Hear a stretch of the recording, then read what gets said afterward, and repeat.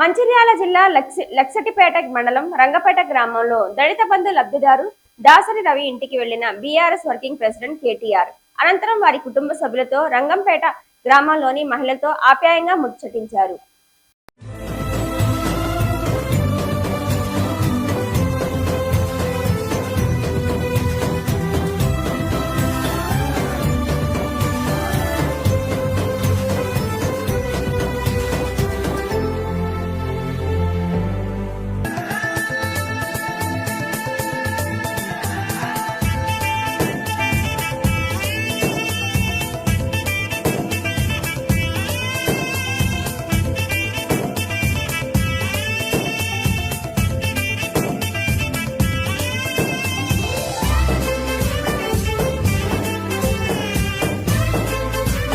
మా పేరు భీమమ్మ, వాళ్ళ మన్మడు గోవర్ధను బ్రహ్మాండంగా ట్రాలింగ్ నడుపుతున్నాడు.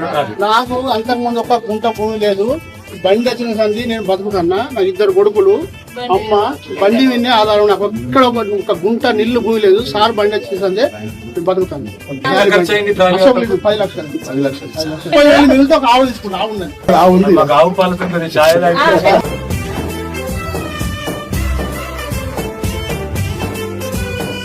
కొడుకులు మన్మలతో మంచిగా ఉంది.